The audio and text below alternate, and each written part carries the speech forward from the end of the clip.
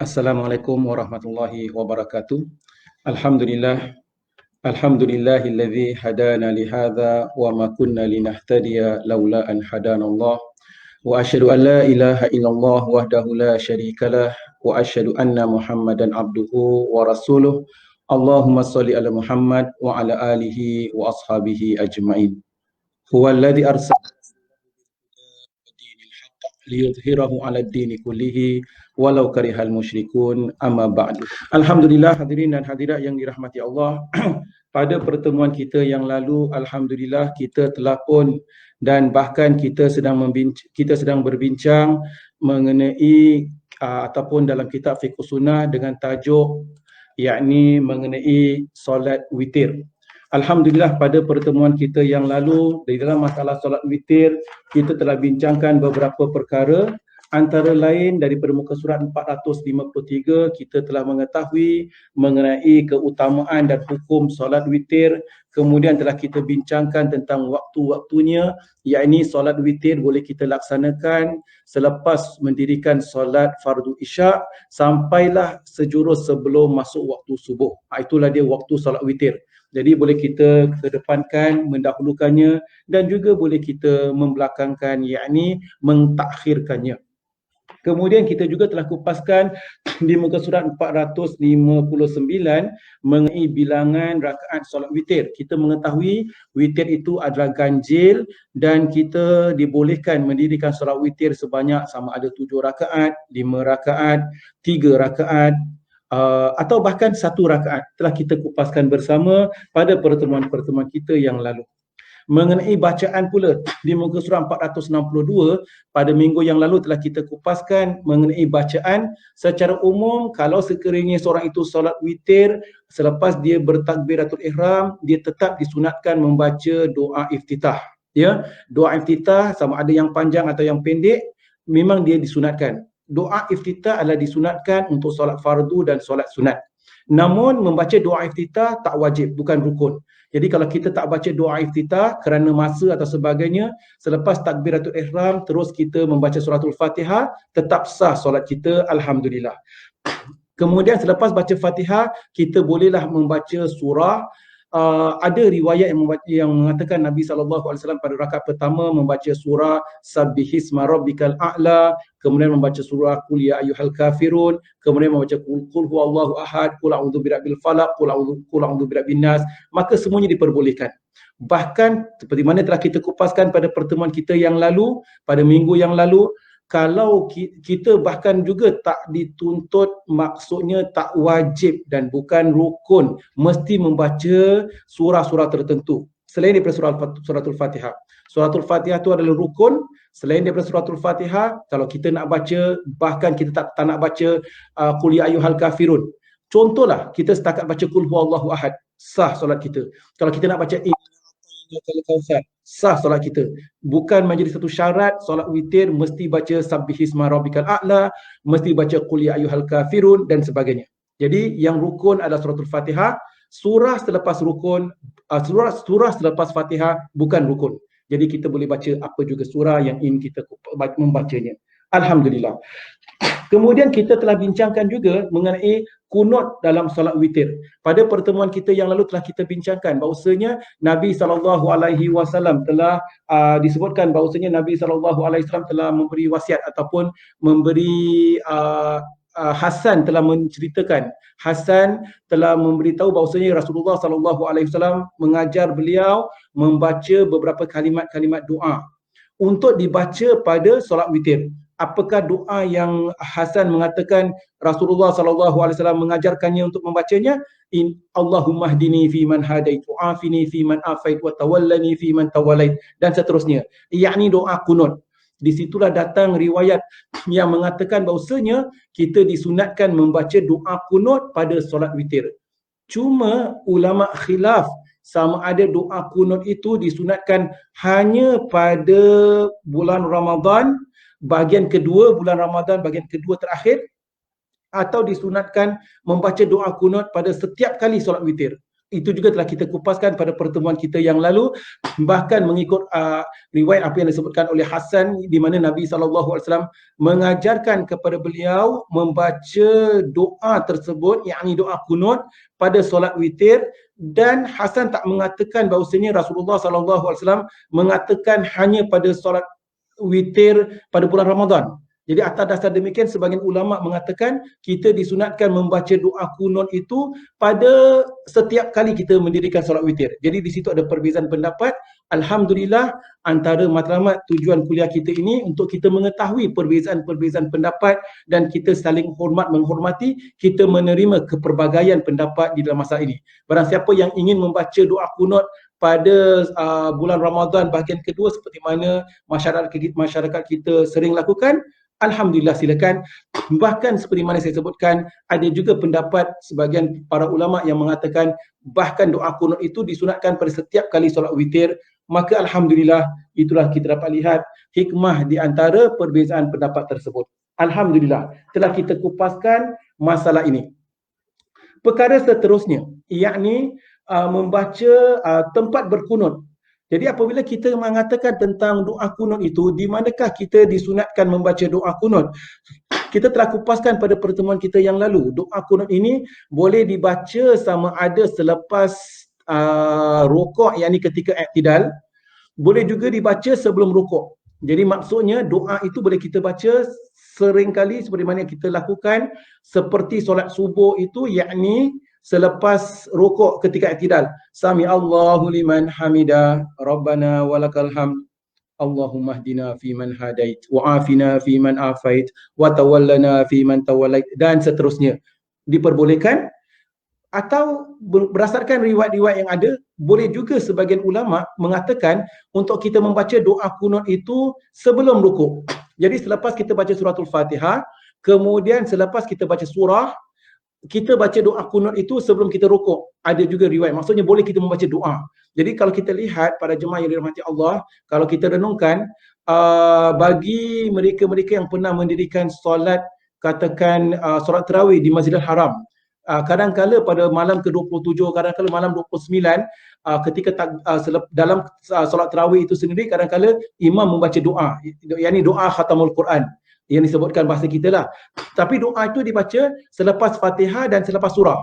Jadi maksudnya kita dibolehkan membaca doa selepas surah. Maka ini antara tempat-tempat di mana kita boleh membaca doa kunut, dan telah kita kupaskan perkara tersebut pada pertemuan kita yang lalu. Walhamdulillah. Baik, para jemaah yang dirahmati Allah, kita sambung perbincangan, yakni topik H, berdoa sesudah solat witir. Apakah antara doa yang kita disunatkan untuk baca selepas kita solat witir? Para jemaah yang dirahmati Allah, penulis mengatakan di muka surat 465 daripada kitab Fiqh Sunnah kita. Penulis mengatakan, seseorang yang selesai mengerjakan solat witir disunatkan membaca zikir-zikir, antara lain adalah Subhanal Malikul Quddus, yakni sebanyak 3 kali. Pada kali ketiga, maka suara bacaan dibolehkan untuk dikuatkan. Lalu diteruskan dengan membaca doa-doa seterusnya. Jadi kita lihat, antara dalilnya adalah hadis yang diriwayatkan oleh Imam Abu Dawud dan Imam Nasa'i daripada Ubay bin Ka'ab, katanya, kana Rasulullah sallallahu alaihi wasallam yaqra'u fil witri bi, Nabi sallallahu alaihi wasallam ketika solat witir, Nabi membaca apa? Nabi membaca berdasarkan hadis ini. Berdasarkan hadis ini, ketika solat witir, Nabi sallallahu alaihi wasallam membaca sabbihisma rabbikal a'la, dan wa qul ya ayyuhal kafirun, dan wa qul huwallahu ahad. Jadi berdasarkan hadis ini, Rasulullah sallallahu alaihi wasallam dikhabarkan, diriwayatkan membaca surah Sabbihisma rabbikal a'la, membaca surah qul ya ayyuhal kafirun, dan membaca surah qul huwallahu ahad pada solat witir. Fa idza sallama qala, apabila Nabi sallallahu alaihi wasallam telah memberi salam, assalamualaikum, dah habis solat, Nabi membaca Subhanal Malikul Quddus thalatha marrat. Jadi selepas Nabi sallallahu alaihi wasallam memberi salam, Nabi membaca Subhanal Malikul Quddus, Subhanal Malikul Quddus, Subhanal Malikul Quddus wal malaikatu warruh. Jadi Nabi SAW membaca 3 kali. Yamuddu biha sautahu fi thalithati. Dan apabila pada bacaan kali ketiga, Nabi pun mengeraskan suaranya sedikit. Wahadu lafzun Nasa'i. Dan inilah hadis riwayat Imam Nasa'i. Zada Daruqutni, maka dalam hadis riwayat Daruqutni yaqul rabbul malaikatil waruh. Jadi maksudnya pada kali ketiga subhanal malikil quddus, subhanal malikil quddus, subhanal malikil quddus, rabbul malaikatu waruh. Pada kali ketiga dibacakan demikian mengikut hadis riwayat apa yang disebutkan hadis riwayat Imam Abu Daud dan Imam Nasa'i dalam hadis Ubay bin Ka'ab. Para jemaah yang dirahmati Allah, ini antara hadis-hadis dapat kita lihat. Dalam hadis ini ada beberapa perkara, antara lain apakah surah yang Nabi SAW baca dan telah kita kupaskannya, dan antara lain selepas Nabi SAW memberi salam, demikianlah Nabi membacanya. Jadi kita lihat para jemaah yang dirahmati Allah, atas dasar demikian maka kita dapat lihat antara amalan-amalan kita di masjid-masjid pada setiap kali bulan Ramadan, di mana selepas solat tarawih, kalau kita tunaikan solat witir, selepas imam beri salam, imam pun baca subhanal malikil quddus, subhanal malikil quddus, subhanal malikil quddus wal malaikatu waruh. Contoh berdasarkan hadis yang kita baca sekarang ini. Baik, seterusnya hendaklah berdoa sebagaimana yang diriwayatkan oleh Imam Ahmad, Imam An-Nasa'i dan Imam Abu Daud, Imam Tirmidzi dan Imam Ibnu Majah daripada Ali radhiyallahu anhu. Jadi selepas kita baca zikir tadi, kita disunatkan juga membaca doa. Antara lain doa boleh kita baca anna Nabi sallallahu alaihi wasallam kana yaqulu fi akhiri witrihi. Nabi sallallahu alaihi wasallam membaca pada akhir solat witirnya, antara lain Nabi membaca Allahumma inni a'udzu biridhaka min sakhatik wa a'udzu bi mu'afatika min uqubatik wa a'udzu bika minka la uhsi thana'an 'alaik anta kama asnaita 'ala nafsik, yang bermaksud ya Allah, aku berlindung dengan keredaanmu daripada kemurkaanmu, aku berlindung dengan kesejerataanmu daripada siksamu, aku berlindung kepadamu daripada siksamu, aku tidak dapat mengira puji-pujian ke atasmu sebagaimana engkau memuji ke atas dirimu sendiri. La uhsi thana'an 'alaik anta kama asnaita 'ala nafsik. Engkau seperti mana yang telah engkau memuji dirimu sendiri. Jadi kita tidak mampu memuji Allah Subhanahu wa taala kerana Maha Suci Allah yang Maha Tinggi lagi Maha Agung. Demikian para jemaah yang dirahmati Allah. Antara beberapa zikir-zikir yang boleh kita lihat dan boleh kita baca selepas kita habis mendirikan solat witir itu sendiri, atau kita boleh membaca di penghujung solat witir. Jadi sebagian ulama menjelaskan kita boleh membaca doa ini selepas kita memberi salam, selepas kita membaca subhanal malikil quddus, kemudian kita berzikir sedemikian. Boleh juga kita membacanya di penghujung solat kita sebelum kita memberi salam, berdasarkan apa-apa yang pernah kita pelajari sebelum ini. Alhamdulillah. Demikian para jemaah yang dirahmati Allah mengenai bacaan-bacaan dalam solat witir. Persoalan seterusnya, Ustaz, ada orang bertanya, pada pertemuan-pertemuan kita yang lalu telah kita kupaskan dan telah kita bincangkan bahawasanya kita boleh solat witir sama ada sebelum kita tidur, dan itulah nasihat yang diberikan oleh Nabi SAW, dan itulah amalan Sayyidina Abu Bakar As-Siddiq. Dan boleh juga kita mendirikan solat witir di penghujung malam. Kita khatamkan solat tahajud kita dengan solat witir. Baik, dalam masalah ini, bagaimana katakan seseorang itu kalau sekiranya dia mendirikan solat witir di awal malam. Maksud awal malam tu selepas dia tunaikan solat isyak atau sebelum dia tidur. Sebelum dia tidur, dia tunaikan solat witir. Kemudian di waktu malam dia nak bangun solat tahajud. Boleh tak dia solat tahajud walaupun dia telah tunaikan solat witir? Pada pertemuan kita yang lalu telah kita kupaskan, beliau itu dibolehkan untuk bertahajud, dibolehkan untuk mendirikan solat sunat walaupun dia telah pun mendirikan solat witir. Jadi solat witir itu tidak semestinya ditunaikan pada penghujung malam. Demikian para jemaah. Cuma ada sebahagian pendapat yang saya pernah diberitahu, ada sebahagian jemaah katakan, ada sebahagian ustazah yang nasihatkan kepada sebahagian jemaah, katakan memandangkan selepas solat isyak dia telah pun tunaikan solat witir, dia telah tunaikan solat 1 rakaat atau 3 rakaat, katakan maka kalau dia nak tunaikan solat tahajud, ada sebahagian pendapat katakan dia solat witir sekali lagi. Yakni witir dulu dah ganjil, kemudian dia witir lagi, tutupkan ganjil tu dengan genap. Lepas tu dia witir sekali lagi di akhirnya. Jadi witir ganjil plus satu lagi witir, kalau dia nak solat tahajud dimulakan dengan witir, dia dah genap, dia closure the witir dengan genap. Lepas tu dia solat witir lagi. Ini contoh. Ada yang sebagainya diberi pendapat sedemikian. Ada pula yang mengatakan kalau kita nak solat witir, witir kan boleh buat 3 rakaat, boleh buat 5 rakaat, boleh buat 2 rakaat plus 1. Jadi ada sebahagian pula mengatakan kita solat witir, alhamdulillah kalau kita dah solat witir selepas isyak, sebelum tidur, kalau kita dah akhir malam kita nak tunaikan solat witir, kita buat lagi. Tetapi kini kita buat 2 rakaat. Jadi kalau kita tadi dah buat 3 rakaat, di hujung solat kita buat 2 rakaat. Berarti 3 plus 2 tetap 5. Tetap witir. Jadi masalah ini kadang-kadang membingungkan jemaah. Sebenarnya apa sebenarnya perkara begini para jemaah? Jadi ustaz, macam mana kita nak menangani masalah ini? Di sini hadirin dan hadirat yang dirahmati Allah, untuk pengetahuan kita, apabila telah kita, seperti mana kita telah sebutkan pada pengajian kita sebelum ini juga, kalau kita telah pun tunaikan solat witir sebelum tidur, maka kita tak perlulah tunaikan solat witir sekali lagi apabila kita bangun solat tahajud. Tak perlu kita tutup genap, ganjil plus ganjil itu equal kepada genap, kemudian hujungnya kita ganjilkan sekali lagi. Tak perlu. Dan selepas kita solat tahajud, di akhir solat kita, boleh tak kita buat 2 rakaat solat witir? Tak perlu. Once kita dah tunaikan solat witir pada malam itu, itulah solat witir kita. La witrani fil lail. Tiada 2 witir pada satu malam. Itulah tajuk pengajian kita seterusnya.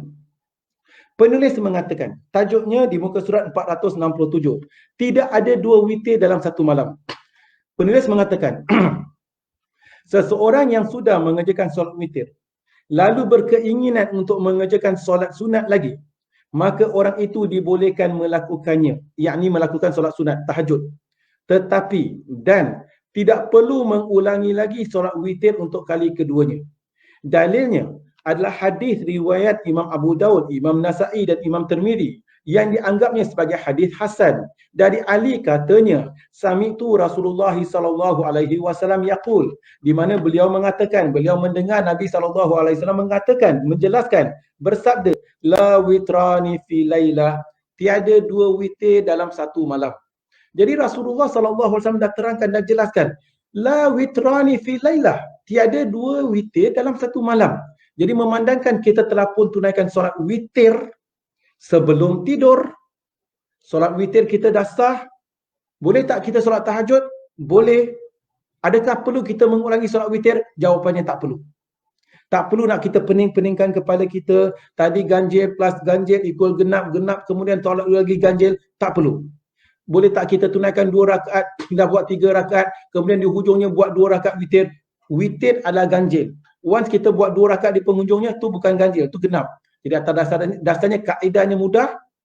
La witrani fil lailah. Tiada 2 witir dalam one particular malam.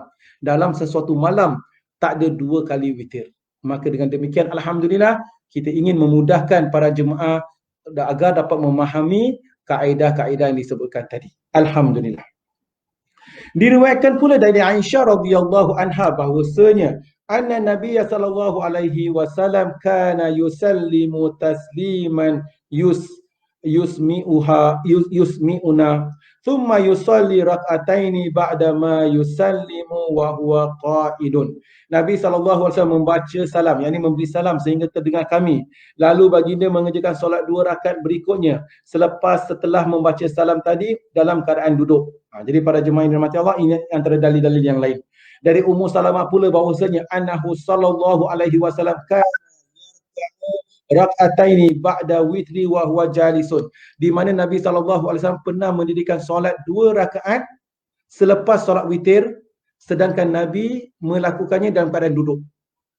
Ini menunjukkan dalil bahawasanya selepas solat witir, kalau seseorang itu nak tunaikan solat sunat, solat tahajud, solat seterusnya diperbolehkan. Kita ambil kes tadi sebagai contoh. Seseorang itu pada bulan Ramadan, selepas dia mendirikan solat tarawih di masjid, kemudian dia mendirikan solat witir bersama-sama imam. Selepas solat witir, katakan dia balik rumah, kemudian katakan dia tak boleh tidur, nak tunaikan solat sunat lah, atau nak tunaikan solat tahajud lah. Boleh ke tidak?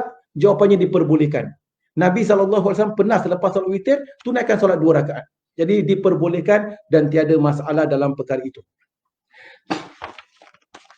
Alhamdulillah. Jadi itulah masalah mengenai adakah dituntut atau adakah diperbolehkan mendirikan solat witir 2 kali dalam satu malam. Ringkasan untuk kita menjelaskannya, la witrani fi laila, tiada 2 witir dalam satu malam. Jadi para jemaah yang dirahmati Allah, dah tak perlu nak merumitkan fikiran kita, dah tak perlu kita nak memeningkan kepala selepas solat witir, nak tutup bagaimana, nak ganjilkan, nak genapkan dan sebagainya. Apabila seseorang itu nak tunaikan solat witir, dibolehkan mendirikan solat witir di awal malam, maksudnya selepas solat isyak ataupun sebelum tidur, maka selepas dia tunaikan, alhamdulillah, tak perlu dia mengulangi solat witir sekali lagi. Alhamdulillah. Selepas kita membincangkan masalah ini, perbincangan seterusnya adalah bagi seseorang yang senantiasa mendirikan solat witir, katakan atas sebab-sebab tertentu beliau itu tidak dapat mendirikan solat witir pada malam tersebut, atas sebab-sebab mungkin tertidur atau tak sempat dan sebagainya. Boleh tak dia mengqada solat witirnya tadi? Baik, di muka surat 468 penulis mengatakan tajuk seterusnya mengqada solat witir. Penulis mengatakan, Al-Imam Syed Sabiq rahimahullah menjelaskan, majoriti ulama berpendapat bahawasanya solat witir boleh diqada berdasarkan tentang terangan hadis yang diriwayatkan oleh Imam Baihaqi dan Al-Hakim yang dianggapnya sebagai hadis sahih menurut syarat Imam Bukhari dan Muslim daripada Abu Hurairah radhiyallahu anhu bahawasanya Nabi SAW bersabda, "Idza asbaha ahadukum wa lam yutir falyutir." Apabila salah seorang di antara kamu bangun pagi sedangkan dia belum solat witir, maka solat witirlah. Para jemaah yang dirahmati Allah, ini adalah untuk mereka-mereka yang memang senantiasa beristiqamah, konsisten mendirikan solat witir. Seseorang yang konsisten beristiqamah mendirikan sesuatu solat sunat, kadang-kala merasa sayang sekali ketinggalan satu solat sunat. Sayang sekali semalam tak dapat tahajud kerana penat sangat, tak sadar. Rasa macam rugi tadi malam tak dapat tahajud. Ada sebagian jemaat sayang sekali pasal tadi malam selalunya selepas solat isyak dia solat witir, tetapi tadi ngantuk sangat, dia tidur dahulu, ingat nak solat witir nanti bangun pagi pukul 5 sebelum subuh, tapi ngantuk sangat, tak sadar, penat sangat, sadar saja dah pagi. Jadi dah masuk azan subuh ni. Jadi macam mana? Bagi mereka-mereka ini, kalau sekiranya dia tertinggal solat witir dan memang dia nak tunaikan solat witir, tak wajib, tak nak, tak mengapa, tak dituntut, tak dipaksa, tetapi bagi sebagian orang sayang tak dapat tunaikan solat witir semalam, maka di sini diperbolehkan dia tunaikan solat witir walaupun dah habis waktu malam, dah masuk waktu subuh. Rasulullah SAW menyebutkan, idza asbaha ahadukum wa lam yutir falyutir. Maka barang siapa yang telah bangun pagi ataupun telah berpagi-pagian sedangkan dia belum solat witir tadi malam, maka solatlah witir, diperbolehkan. Demikian para jemaah yang dirahmati Allah. Imam Abu Dawud pula meriwayatkan daripada Abu Sa'id Al-Khudri bahawasanya Nabi SAW bersabda, "Man nama an witrihi aw nasiyahu falyusallihi idza dzakarahu." Barang siapa yang tertidur ataupun dia terlupa dan dia tidak tunaikan solat witir, maka apabila dia tersadar atau dia teringat, maka solatlah witir. Ini kaedah-kaedah umum juga.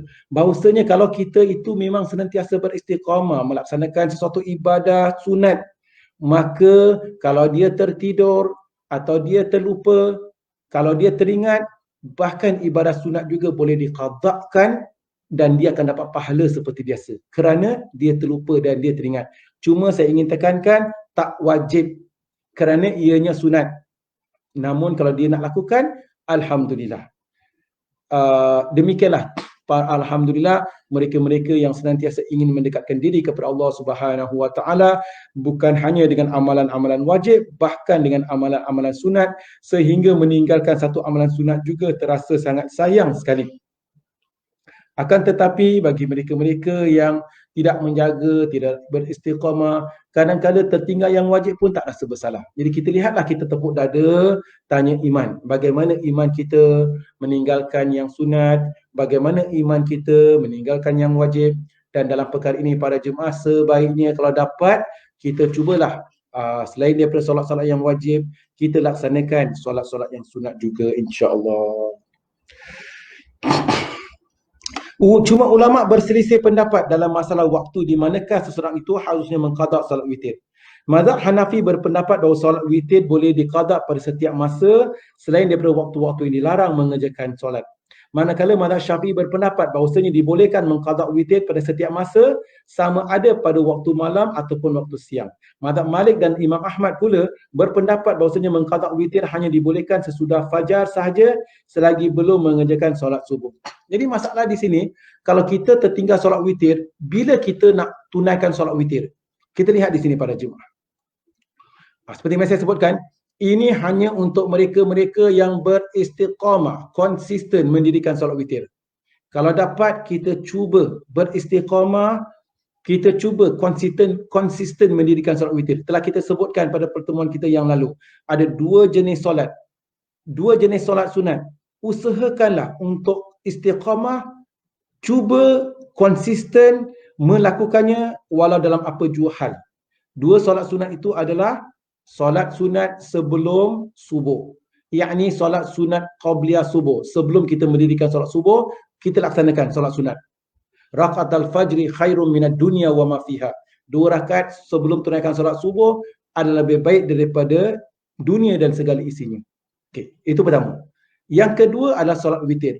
Jadi cuba istiqamah melaksanakan dua solat sunat ini selain daripada solat-solat sunat yang lain. Cuma kalau kita tertinggal solat witir, bilakah waktu yang terbaik untuk kita mendirikannya? Maksudnya kita tertinggal, kita tertidur. Sadar saja dah masuk waktu subuh. Kita sadar pukul 6 pagi lah katakan. Apabila kita sadar pukul 6 pagi, belum solat subuh, belum solat semuanya. Jadi selepas kita berwuduk, kita tertinggal solat witir. Tadi malam belum melaksanakan. Sedangkan kita dalam kategori golongan orang-orang yang memang istiqamah mendirikan solat witir. Dan kita merasa sayang tak dapat lakukan witir semalam, maka kita boleh solat witir pada ketika itu. Jadi sebelum kita tunaikan solat sunat sebelum subuh, solat witir diperbolehkan. Solat witir, kemudian kita tunaikan solat qabliyah subuh. Lepas tu kita tunaikan solat fardu subuh. Ini hanya seperti yang saya katakan untuk mereka-mereka yang tertinggal dan terlupa tadi. Tetapi kalau tak nak lakukan, tak berdosa kerana ianya sunat. Cuma kalau kita nak beristiqamah, kita merasa sayang nak tunaikan, maka kita boleh tunaikan sebelum subuh. Sebagian ulama mengatakan kita boleh tunaikan sebaiknya jangan kita lakukan pada waktu terlarang, bahkan pada waktu siang juga diperbolehkan. Ini contoh pada jemaah. Cuma yang afdal kalau kita tersadar dan kebetulan memang ada waktu, kita lakukan solat witir sebelum tunaikan solat sunat fardu subuh, dan selepas itu baru kita tunaikan solat subuh. Wallahu a'lam bishawab. Baik. Kita sedang bincangkan tentang solat witir. Dan tadi sebelum kita, ketika kita bincangkan solat witir, kita juga telah membincangkan beberapa amalan-amalan atau doa-doa yang Nabi ajarkan untuk membacanya. Antara lain adalah doa yang kita telah kupaskan. Hasan mengatakan Rasulullah SAW mengajarkan doa untuk dibacanya pada solat witir, yakni doa kunut katakan. memandangkan kita telah bincangkan tentang doa kunut, penulis sebelum menutup dalam perbincangan solat witir ini, penulis mengajak kita renungkan sedikit tentang doa kunut. Doa kunut ini, seperti mana kita sebutkan tadi, adakah ianya dibaca pada separuh kedua bulan Ramadan atau dibaca pada setiap kali tunaikan solat witir, dan bagaimana pula dengan tentang doa kunut yang lain? Itu perbincangannya. Pada solat witir telah kita kupaskan, ada perbincangan. Secara ringkas para jemaah yang dirahmati Allah, apabila kita katakan tentang doa kunut, perlu kita memahami. Doa kunut secara ringkas ada 3 jenis doa kunut. Pertama, doa kunut pada solat witir. Kedua, membaca doa kunut pada solat subuh. Ketiga, membaca doa kunut apabila berlaku sesuatu musibah ke atas umat Islam yang disebutkan sebagai kunut nazilah. Baik, ada 3 jenis perbincangan ulama dalam membincangkan tentang doa kunut. Pertama, seperti yang saya katakan, doa kunut pada solat subuh, doa kunut pada solat witir, dan perbincangan itu telah kita kupaskan. Doa kunut pada solat witir, ulama selisih pendapat, ada yang mengatakan hanya pada bulan Ramadan, ada yang mengatakan pada seluruh solat witir, dan sebagian besar ulama mengatakan sebenarnya mengenai doa kunut itu dibolehkan membacanya pada setiap kali solat witir, kerana Hasan menceritakan, dan Hasan tak mengatakan Nabi SAW menjelaskan hanya pada solat subuh, hanya pada bahagian kedua bulan Ramadan. Itu mengenai doa kunut pada solat witir telah kita kupaskan. Ada 3 jenis doa kunut. Yang pertama, doa kunut pada solat witir telah kita kupaskan. Perbincangan kedua, doa kunut yang dibaca pada solat subuh. Adakah kita disunatkan membaca doa kunut pada solat subuh atau tidak? Adakah kita disunatkan membaca doa kunut pada setiap kali solat subuh atau pada waktu-waktu tertentu? Dan perkara yang ketiga untuk kita mengetahui doa kunut, perkara yang ketiga adalah doa kunut ketika berlaku bencana. Ketika berlaku bencana, kita disunatkan membaca doa kunut. Ini disebutkan sebagai kunut nazilah. Ingat tak kita, ketika berlaku peperangan di Gaza, ketika berlaku satu bencana, bahkan baru-baru ini ketika berlaku wabak COVID-19, ada sebahagian masjid melaksanakan solat dan dibacanya doa kunut. Dan kalau kita nak baca doa kunut nazilah ketika berlaku bencana, maka doa kunut itu kalau dalam mazhab Syafi'i dibaca pada setiap kali solat. Tak hanya pada solat subuh, bahkan kita boleh membaca doa kunut pada solat subuh, zuhur, asar, maghrib dan isyak, atau solat Jumaat. Itu yang kadang-kadang kita lihat sebahagian masjid tu, kadang-kadang ketika solat Jumaat, imam membaca doa kunut. Itu kunut nazilah. Jadi tujuannya perbincangan ini supaya kita memahami apabila kita ataupun ulama membincangkan tentang doa kunut, ada beberapa perbincangan yang ada. Kunut pada solat subuh, kunut pada solat-solat yang lain, solat-solat fardu, kunut pada solat witir, dan kunut nazilah. Semua ada perbincangan berdasarkan apa yang disebutkan atau ketika mana berlaku sesuatu bencana itu. Jadi penulis membincangkan di sini di muka surat 469. Perbincangan yang menarik dan kita perlu berlapang dada dalam masalah ini. Berkunut dalam solat 5 waktu. Tadi dah bincangkan tentang kunut pada solat witir, alhamdulillah. Tentang kunut pada solat 5 waktu, penulis mengatakan, disyariatkan membaca kunut dengan suara keras ketika mengerjakan solat 5 waktu, dan ini memang dilakukan ketika berlaku terjadinya bencana dan malapetaka. Ibnu Abbas katanya, qannata Rasulullah sallallahu alaihi wasallam syahran mutatabi'an fi zuhri wal asri wal maghribi wal isya'i was subhi fi duburi kulli salatin.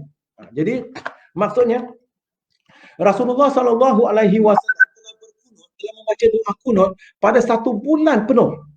Pada solat subuh, zuhur, asar, maghrib, isyak. 1 bulan penuh, komplit Nabi membaca doa kunut. Okey. Saya nak tanya. Nabi baca doa kunut apa ni? Kunut ini kunut nazilah. Berlaku bencana maka diperbolehkan. Jadi penulis mengatakan disyariatkan. Menjadi satu syariat, setelah disyariatkan, dibolehkan untuk kita membaca doa kunut pada setiap waktu solat fardu. Ini disebutkan kunut nazilah.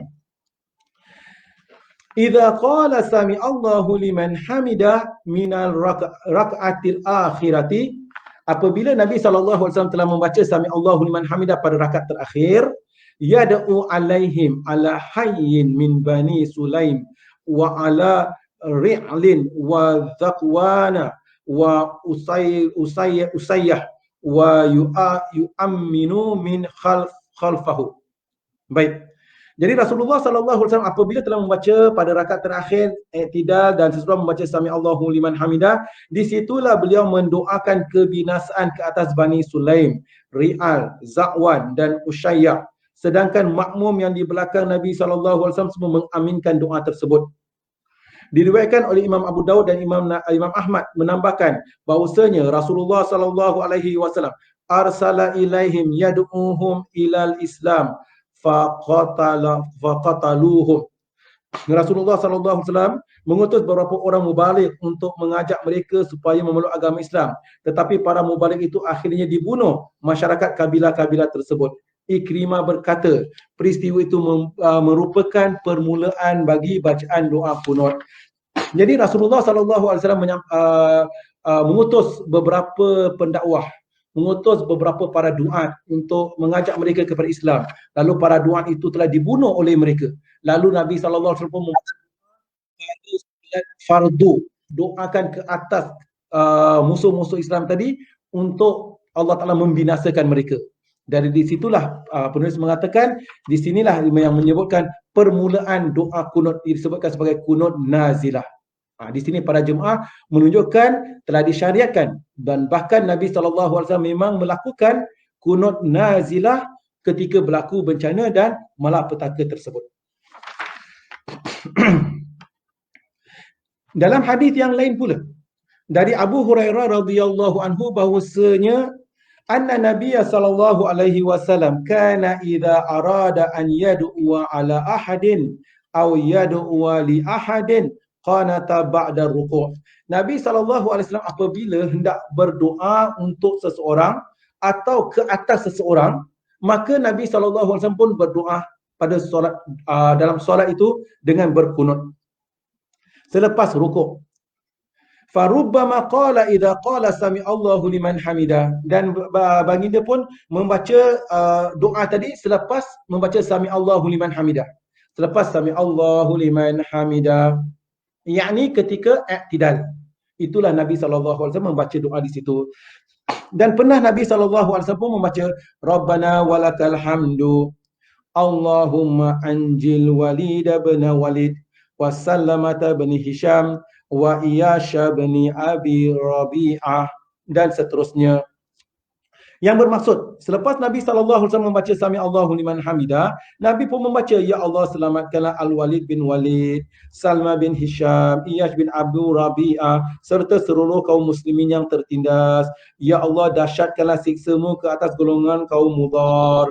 Jadikanlah tahun-tahun mereka itu sebagaimana tahun-tahun kemerosotan, kemarau seperti mana pernah dialami oleh kaum Nabi Yusuf. Nabi SAW membaca doa kunut dengan suara yang kuat.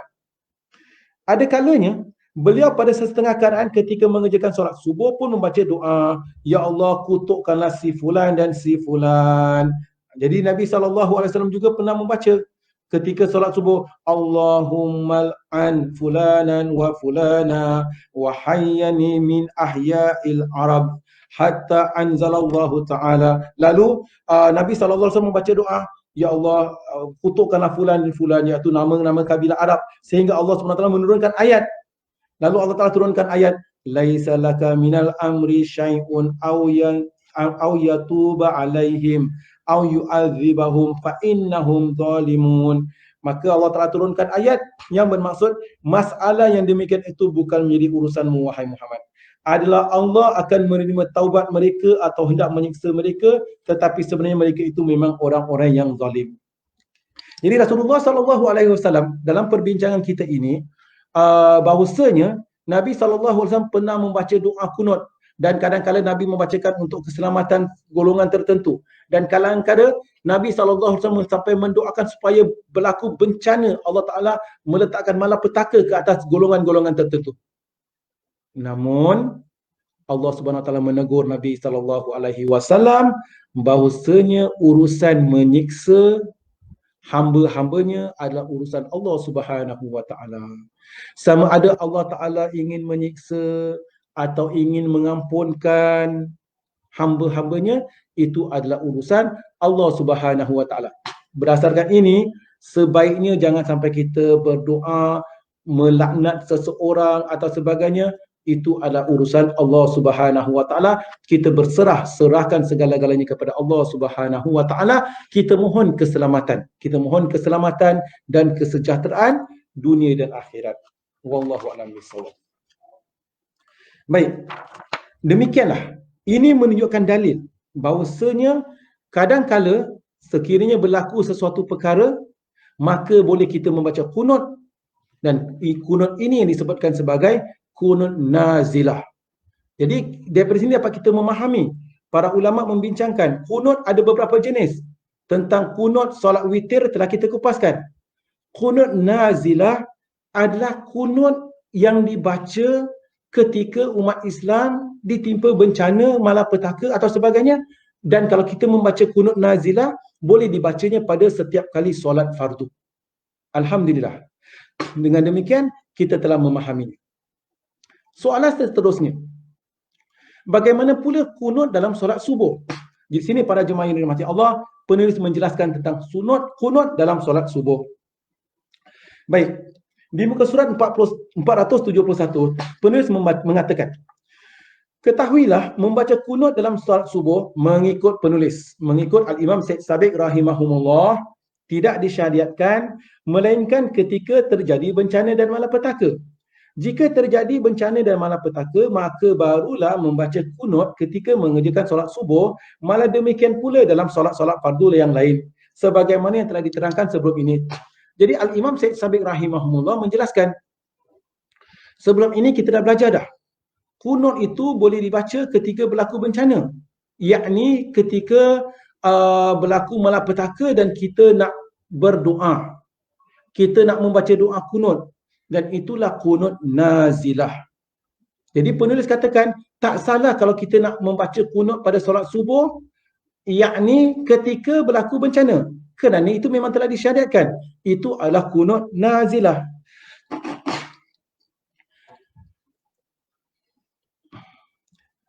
Kana Abi Qadr salla khalfa Rasulullah sallallahu alaihi wasallam wa huwa ibnu sitta asyarata sanah. Ayahku pernah mengerjakan solat di belakang Rasulullah sallallahu alaihi wasallam ketika dia itu masih berusia 16 tahun.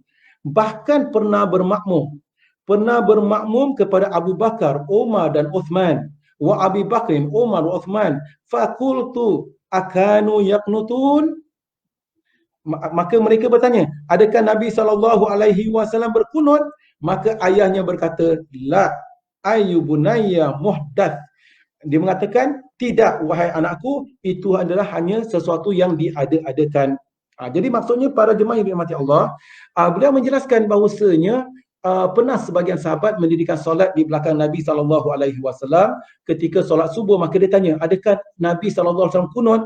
Maka beliau mengatakan, tidak, Nabi tidak membaca doa kunut pada ketika itu.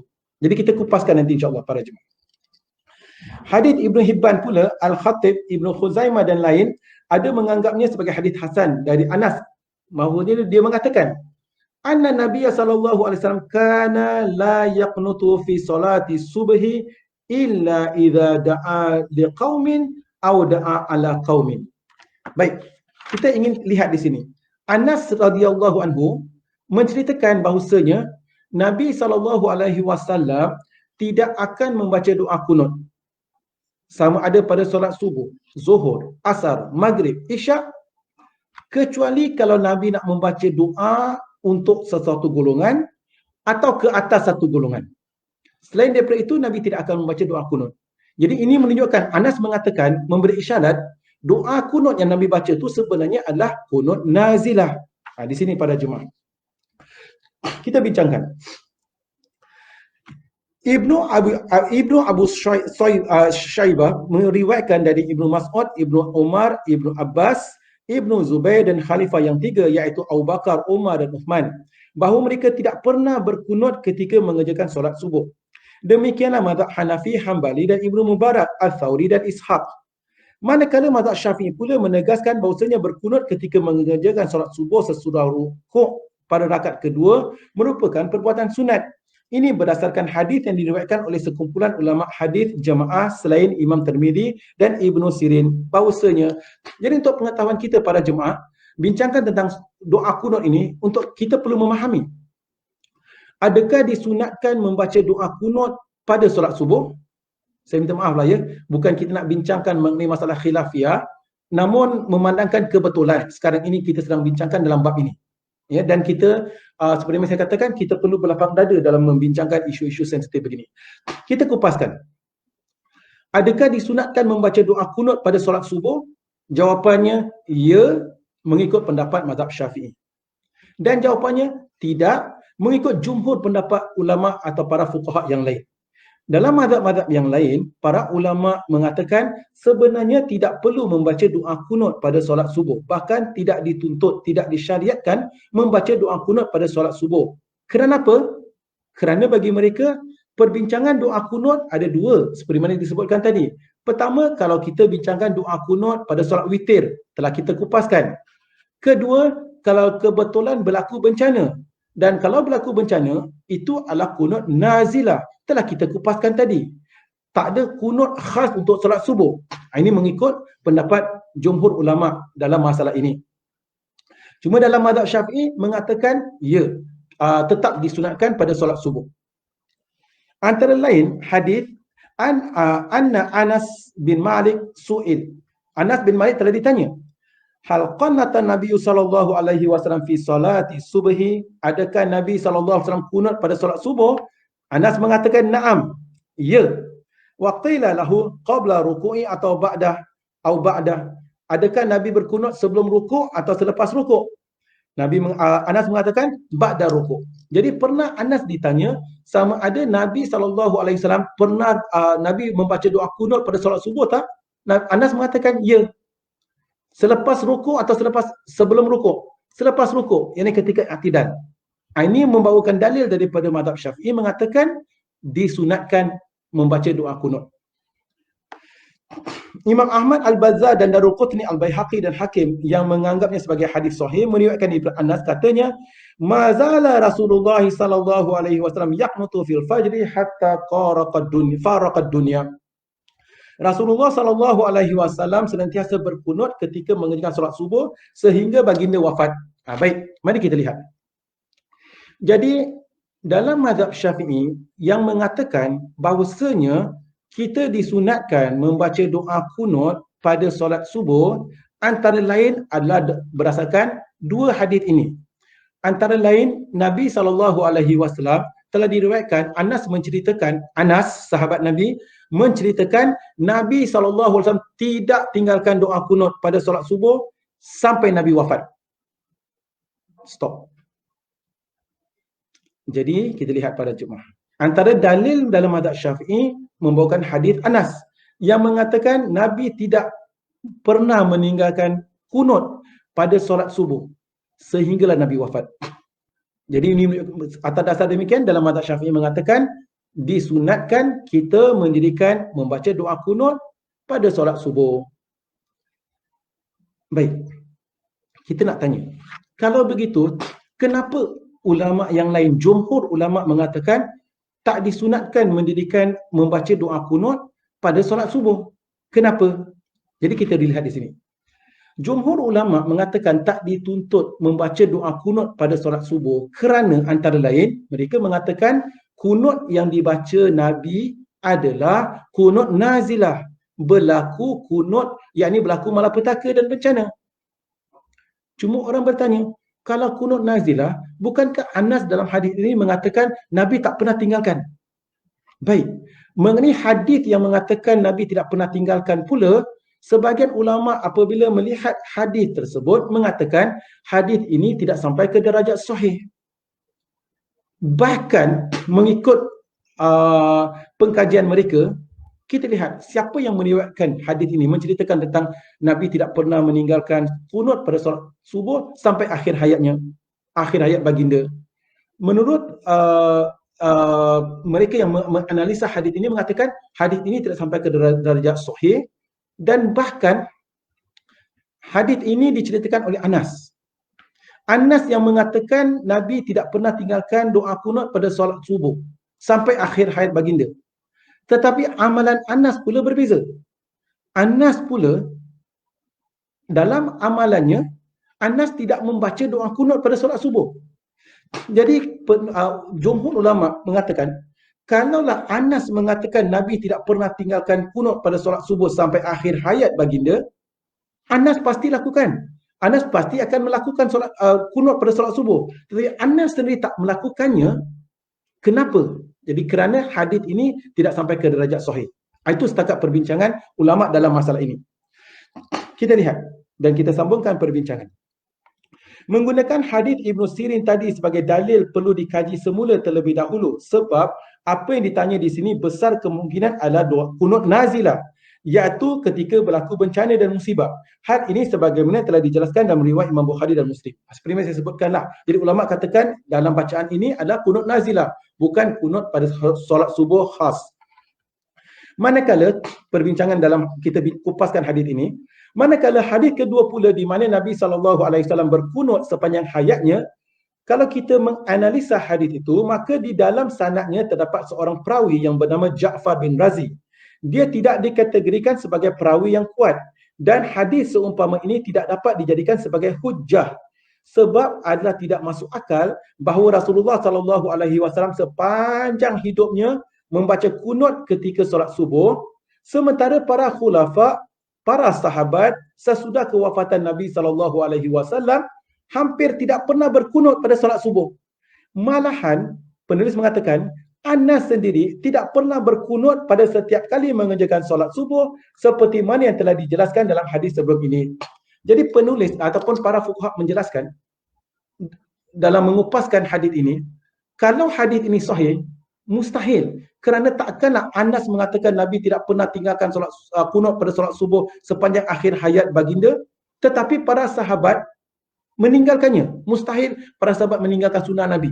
Dan Anas, seperti yang saya sebutkan tadi, yang meriwayatkan hadis yang mengatakan tidak pernah Nabi tinggalkan, sedangkan Anas pun meninggalkan membaca doa kunut pada solat subuh. Ini contoh pada jemaah yang dirahmati Allah, perbincangan para ulama. Andai kata hadis tersebut dianggap sahih, maka maksud Nabi SAW senantiasa berkunut itu adalah memanjangkan berdiri selepas rukuk kerana berdoa atau membaca puji-pujian, dan ini dilakukan sehingga menjelang kewafatan baginda. Dan ini juga boleh dikategorikan sebagai berkunut. Ini yang lebih sesuai dengan maksud hadis tersebut. Bagaimanapun, perselisihan para ulama dalam masalah ini menunjukkan kunut itu termasuk perkara mubah. Dengan arti kata yang lain, dia boleh dilakukan atau ditinggalkan. Perlu diingat bahawasanya mengikuti keterangan dan perbuatan yang berasal dari petunjuk Nabi SAW adalah yang terbaik. Demikian para jemaah yang dirahmati Allah, perbincangan kita. Secara ringkasan, Ustaz, bagaimana tentang membaca kunut pada solat subuh ataupun membaca kunut? Saya ringkaskan sekali lagi. Membaca doa kunut, ulama membincangkan kunut ada beberapa jenis kunut. Kunut pertama pada solat witir telah kita kupaskan. Kunut jenis kedua adalah kunut nazilah, disunatkan membacanya ketika berlaku bencana atau malapetaka. Dan jenis yang ketiga yang kita katakan kunut itu, yakni kunut pada solat subuh, sebenarnya ulama khilaf. Jumhur ulama mengatakan kalau solat subuh tu berarti dia itu adalah kunut nazilah. Kerana hadis Anas yang mengatakan Nabi senantiasa membaca doa kunut, hadis itu bukanlah hadis yang sahih, kerana Anas yang meriwayatkannya itu sendiri juga tidak membaca doa kunut pada solat subuh. Ringkasan pada jemaah yang dirahmati Allah, masalah ini masalah khilaf seperti mana kita maklumi dan kita ketahui. Apa yang perlu kita lakukan dalam menangani masalah-masalah khilaf sebegini? Kita perlu berlapang dada. Sekiranya kita ingin mengamalkan pendapat yang mengatakan kita disunatkan membaca doa kunut pada solat subuh, sesungguhnya kita bersandarkan kepada pendapat dalam mazhab Syafi'i, alhamdulillah bagi mereka yang ingin mengamalkannya. Dan mereka yang tidak mengamalkan membaca doa kunut, tak sewajarnya dan tak seharusnya mengkritik atau mengkondem mereka-mereka yang ingin membaca doa kunut pada solat subuh, kerana mereka ini bukan tak ikut hujah, mereka ikut pendapat dan pandangan dalam mazhab Syafi'i. Alhamdulillah. Dan begitu juga sebaliknya. Sekiranya di antara kita katakan nampak atau lihat sebahagian jemaah tak baca doa kunut pula, ketahuilah mereka itu berhujah dengan pendapat jumhur. Jumhur ulama, majoriti ulama mengatakan demikian, tak disunatkan membaca doa kunut hanya pada solat subuh. Maka kalau kita lihat ada golongan sedemikian, kita hormat pendapat tersebut, dan kita seperti mana golongan itu tak harus mengkritik golongan A, golongan B tak harus mengkritik golongan A, dan begitu juga golongan A jangan mengkritik golongan B. Kalau katakan kita pergi tunaikan solat, katakan di Masjid Malabar, di Masjid Bencoolen, di Masjid Anggolia, dan mereka tidak mendirikan solat, mereka mendirikan solat subuh dan tidak berkunut, jangan kita tuduh mereka, jangan kita kecam mereka, jangan kita cop mereka dengan berbagai-bagai cop, kerana itu adalah pendapat jumhur, majoriti ulama yang mengatakan demikian, dan mereka berpendapat dengan golongan sedemikian. Dan begitu juga pada jemaah dalam masalah ini. Kalau katakan kita pergi umrah, katakan kita tunaikan solat di Masjidil Haram, dan Masjidil Haram mereka ikut pendapat jumhur dalam perkara ini, dan kita lihat apabila kita tunaikan solat subuh, imam di Masjidil Haram tidak membaca doa kunut, dan apabila kita berlaku perkara sedemikian, kita sebagai makmum harus mengikuti imam. Kalaulah katakan seseorang India katakan tunaikan solat di masjid orang Melayu kita, atau masjid, contohlah seorang jemaah daripada Masjid Bencoolen selalunya tunaikan solat di Masjid Bencoolen atau Masjid Malabar atau Masjid Anggolia, hari ini datang ke masjid di sebelah timur lah, masjid biasa kita, dan imam kita baca doa kunut, beliau itu seharusnya ikut imam. Imam itu perlu diikuti. Idza raka'a farka'u, apabila imam rukuk kamu rukuk. Idza sajada fasjudu, apabila dia sujud hendaklah kamu sujud. Dia kena ikut imam. Imam kita baca doa kunut, dia bacalah doa kunut bersama-sama. Dan kita kalau pergi ke Masjid Bencoolen atau pergi ke Masjid Malabar atau pergi ke Masjid Anggolia atau tunaikan solat di Masjidil Haram, di Masjid Nabawi Syarif, imam tunaikan solat subuh dan tak membaca doa kunut, kita pun kita pun tak perlu membaca doa kunut. Kita ikut imam. Dan jangan kita kritik bukan kerana mereka itu sesat atau sebagainya, tidak. Mereka ikut berpendapat jumhur ulama dan telah kita kupaskan tadi. Sangat sayang sekali kerana kadang-kala ada sebagian jemaah diberitahu oleh tok syekh mereka, apabila kamu berada di Masjidil Haram, apabila imam tunaikan solat subuh, imam tak baca doa kunut, kamu cepat-cepat kena baca doa kunut. Nanti ketika imam dah rukuk tu, imam tidak lama sikit, kamu baca Allahumma hdina fiman hadait. Tinggalkan, lambatkan sujud pun tak apa. Maaf kata pendapat sedemikian bukanlah pendapat yang maaf kata wajarlah pada pandangan saya. Seperti mana saya katakan, kalau kita tunaikan solat dan imam membaca doa kunut, walaupun orang ini orang yang biasa tak baca doa kunut, ikut imam, baca doa kunut. Dan apabila seorang makmum itu tunaikan solat di masjid yang imam tak baca doa kunut, tinggalkan doa kunut, ikut imam. Imam itu adalah diadakan untuk diikuti. Jangan kita mukhalafah daripada imam. Jangan kita bertentangan amalan daripada imam. Ini contoh para jemaah yang dirahmati Allah, dan perkara-perkara sebegini harus kita berlapang dada. Inilah indahnya kita lihat dengan mempunyai berbagai-bagai pendapat. Alhamdulillah kita dapat meraihkan dan kita dapat saling menghormati dan meraihkan kepelbagaian dalam pendapat. Kita pergi ke sana, kita raihkan pendapat mereka. Mereka datang ke sini, mereka raihkan pendapat di sini dan sebagainya. Dan jangan kita kecam mengecam atau jangan kita tuduh menuduh golongan-golongan tertentu. Wallahu a'lam bishawab. Perbincangan hari ini adalah mengenai solat witir dan kita telah bincangkan beberapa perkara mengenai solat witir, tentang membaca doa qunut pada solat witir dan tentang membaca zikir-zikir selepas solat witir dan sebagainya. Dengan demikian habislah perbincangan kita mengenai solat witir. Pada pertemuan akan datang kita kupas ataupun kita akan menyambung perbincangan dalam masalah solat qiyamul lail. Wallahu alam bisawab. Demikianlah para jemaah yang dirahmati Allah. Sampai di sini saja pertemuan kita pada hari ini. Sebelum saya menutup majlis, seperti biasa saya beri peluang kalau di antara kita ada soalan atau perkara ingin kita bincangkan, boleh kita bincangkan bersama. Silakan para jemaah, setiap ada soalan.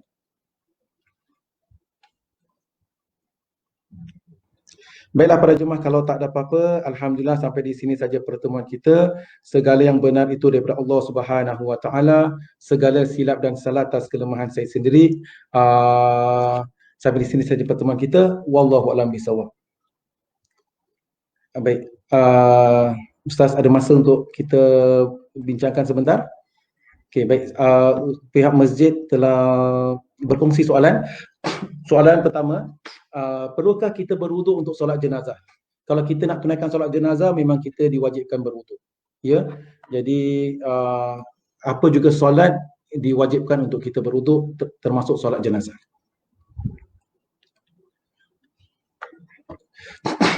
Boleh tak masjid-masjid di Singapura bagikan ada hari adakan doa qunut dan ada hari tiada diadakan doa qunut? Secara peribadi, seperti mana saya sebutkan pada pertemuan-pertemuan kita yang lain, kita melihat ketika pengajian kita dalam bab azan, katakan ada beberapa jenis azan. Dalam bab qamat ada beberapa jenis qamat. Sangat baik kalaulah pihak masjid memandangkan ada dua jenis membaca qamat. Seperti mana kita mengetahui qamat pertama sebagai contoh, Allahu Akbar, asyhadu an la ilaha illallah, asyhadu anna Muhammadar Rasulullah, hayya 'alas salah, hayya 'alal falah dan seterusnya. Cara kedua adalah kita baca dua kali. Allahu Akbar, Allahu Akbar, Allahu Akbar, Allahu Akbar, asyhadu an la ilaha illallah, asyhadu an la ilaha illallah, asyhadu anna Muhammadar Rasulullah, asyhadu anna Muhammadar Rasulullah, hayya 'alas salah, hayya 'alal salah, hayya 'alal falah, hayya 'alal falah, qad qamatis salah, qad qamatis salah, Allahu Akbar, la ilaha illallah. Cara kedua ada berbeza sedikit. Alangkah baiknya kalau pihak masjid katakan lain, ini pendapat saya secara peribadi, mengamalkan kedua-duanya. Jadi kadang-kadang kita baca versi pertama, kadang-kadang kita baca versi kedua. Kerana dalam Islam ada pendapat-pendapat riwayat-riwayat yang berbeza. Tujuannya supaya masyarakat kita mempunyai berbeza pendapat. Maksudnya memahami perbezaan pendapat, memahami bahawasanya ada pendapat-pendapat yang lain. Dan masyarakat kita dapat berlapang dada dalam perkara ini. Ini tujuan contohnya. Begitu juga dalam hal-hal begini, katakan pendapat saya secara peribadi, kita menunjukkan keperbagaian. Sebagai contoh, kadang-kadang solat witir, kadang-kadang kalau kita nak baca doa qunut pada solat witir, walaupun bukan pada bulan Ramadan, adalah baik. Kadang-kadang kita baca, kadang-kadang kita tak baca. Dan begitu juga dalam contohlah pada malam Jumaat, seringkali masjid-masjid membaca surah Yasin. Kita telah mengadakan keperbagaian. Sebagai masjid baca surah Yasin, sebagai masjid baca surah Kahfi yang mempunyai dalil yang lebih kuat. Begitu juga dalam membaca doa qunut. Kadang-kadang sebagian masjid baca doa qunut pada solat subuh, kadang-kadang tak baca doa qunut pada solat subuh untuk menunjukkan keperbagaian. Itu tujuannya. Supaya masyarakat kita tidaklah sempit pemikiran. Dia tengok sikit satu perkara yang berbeza saja, rasa macam salah sangat. Sedangkan itu semua adalah ilmu-ilmu dalam Islam dan keperbagaian dalam Islam. Ini setakat pendapat saya. Dan ketika alhamdulillah saya bertugas di masjid Kampung Siglap satu masa dahulu, memang kita amalkan perkara sedemikian. Contohnya, kadang-kadang kita baca qamat dalam cara pertama, kadang-kadang saya galakkan teman-teman untuk baca qamat cara kedua, untuk menunjukkan, memberi ilmu kepada para jemaah ada perbezaan dan keperbagaian dalam Islam. Ini contoh pada jemaah yang dirahmati Allah. Wallahu a'lam bishawab. Ada soalan yang lain, silakan.